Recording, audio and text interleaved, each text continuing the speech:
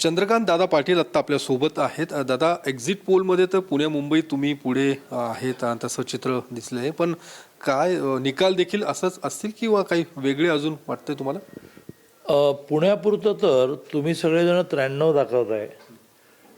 93 तुमचं एकमत आहे आणि मग महापौर क्लिअर झाला, 83ला महापौर असतो. पण ते 30% वाढतील. 106 आमच्या एजन्सीने फिगर दिली आहे. आम्ही 125 म्हणत राहिलो, पण 115च्या खाली आम्ही जाणार नाही. मुंबईसुद्धा मी तुम्हाला म्हटलं होतं काल पैज लावा 90-40 130 90-40 130, पण तिथेही गाडी 115ला महापौर असतो, गाडी खूप पुढे जाते असं दिसतंय.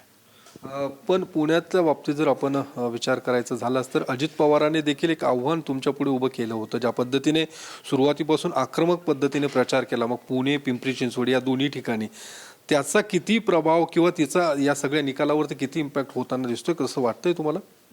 2014 पूर्वी आक्रमकपणा, इव्हेंट मॅनेजमेंट, खोटी आश्वासनं हे वर्क करायचं, उपयोगी व्हायचं.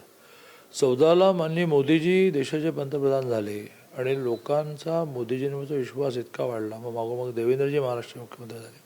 देवेंद्रजींवरचा विश्वास इतका वाढला की लोक ह्या सगळ्या ज्या आहेत, मग 2 ठाकरे बंधूंनी एकत्र येणं, 2 पवारांनी एकत्र येणं, मग ठाकरे बंधूंनी म्हणणं की मुंबई तोडणार आहे, ठाकरे बंधूंनी म्हणणं की मराठी माणसाला अन्याय करणार आहेत, या कशावरही लोकांचा विश्वास नाही. लोकांचा मोदीजी आणि देवेंद्र विश्वास. Same about Pune. याने भ्रष्टाचार केला, याने भ्रष्टाचार केला. लोक म्हणाले भ्रष्टाचार यांनी केला की नंतर बघू. ऑलरेडी एक विषय बंद पेटीतला ओपन झाला तर मग काय होईल? त्यामुळे जुने विषय सोडा, नवीन विषय तुमचे बंद पेटीमध्ये काही आहेत ना.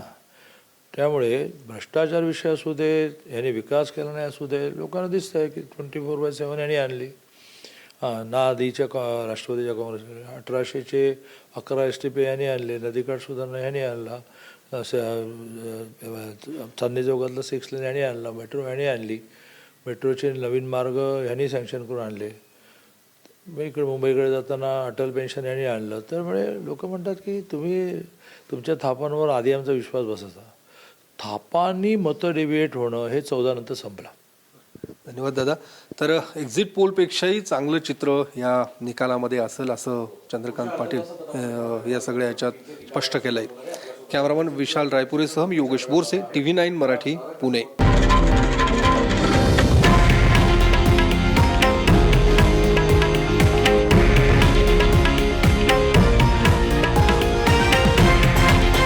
हे आहे देशातील नंबर 1 न्यूज नेटवर्क आणि आपण पाहत आहात TV9 मराठी, एकमेव.